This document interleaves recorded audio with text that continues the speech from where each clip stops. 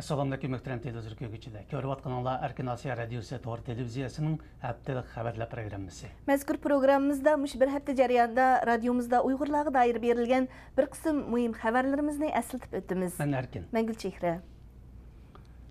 Yaponiyada Uyg'ur milliy harakati rahbari Rabia Qodir xonimning Oqsaroyga yo'llangan Rabia Qodir maktublari nomli kitobi yaponcha nashr qilindi. Kitobni Yaponiya Kagoshima xalqaro universiteti nashr qilgan.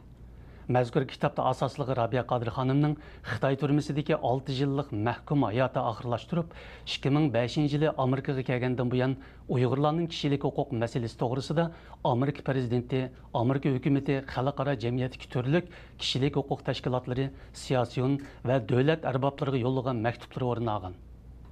Oqsaroyga yo'llangan Rabia Qodir maktublari nomli kitob 2012-yil 5-oyda Yaponiyada ingliz tilida nashr qilingan shu nomli kitobga asosan nashr qilindi. Mazkur kitobning mas'ul muharriri Kaori xonim kitob haqida to'xtalib, kitobni tahrirlash xizmatiga qatnashganligimdan to'liq xursand bo'ldim. Kitob tahrirlash jarayonida yozilgan mazkur maktublarni ko'rib, to'liq hayron bo'ldim. Bu materiallar qimmatli materiallar bo'lib, men hozirgacha uchirtib boqmagan yangi ma'lumotlar ekan dedi.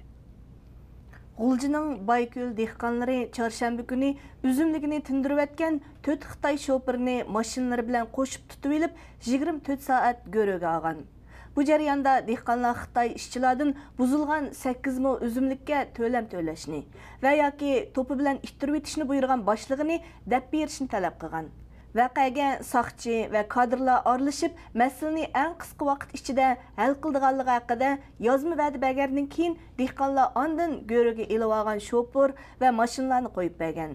O'tgan bir necha oydan buyon Turg'un Tursun qatorliq Bayko'l dehqonlari Xitoy shirkatlari bilan yer talishi ko'rish qilayotgan edi. Bayko'ldagi bir aholining bildirishicha, Xitoy doiralari o'tgan yildan boshlab Bayko'ldagi 50 dan ortiq dehqonni 300 moddan ortiq yerini davlatga o'tkazib berishga buyurgan. Bu jarayonda har xil to'qinishlar kelib chiqqan edi. Yaqinda Qirg'iziston poytaxti Bishkekda o'tkazilgan Turkiy tilli xalqlarning 10-navbatli xalqaro she'riyat bayramiga Uyg'ur shoirlari taklif qilindi. Qozog'istondagi Uyg'ur shoirlaridan Terman Nuraxunov Qozog'iston Yozuvchilar ittifoqi vakillari o'miki bilan mazkur faoliyatga qatnashgan. Telman Nuraxunovning bildirishicha, mazkur faoliyatni uyushtiruvchilar faoliyatda cho'qim Uyg'urlarning bo'lishini shart qilgan va Qozog'iston Yozuvchilar ittifoqiga shu xil talabni qo'ygan. Turkiya Yozuvchilar ittifoqi bilan Qirg'iziston Milliy Yozuvchilar ittifoqi uyushtirgan mazkur faoliyatga 21 rayon va davlatdan kelgan turkiy tilli xalqlarning 80 dan oshiq vakili qatnashgan. 4 kunga so'zilgan mazkur faoliyat davomida Yusufxos Hojib qatorliq buyuk namoyandalarga bag'ishlangan she'riyat kechiliklari uyushtirilgan. Xitoyda ziyoratda bo'lgan Turkiya parlament a'zolari Uyg'urlarga qartilgan cheklimlarni bo'shatishni talab qilgan. Turkiya Adolat va Taraqqiyot partiyasining bu haqdagi bayonotiga asoslanganda 30 nafar Turkiya parlament a'zosi Xitoy doiralarining taklifi bilan 5-oyning 21-kundan 31-kunigacha Xitoyda ziyoratda bo'lgan.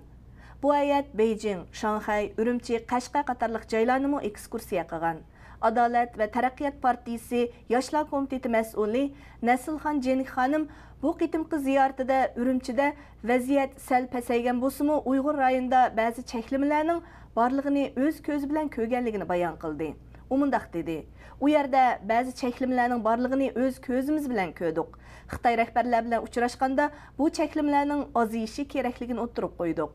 Yaqin kelgusida bu cheklimlarning amaldan qoldirilishini umid qilamiz."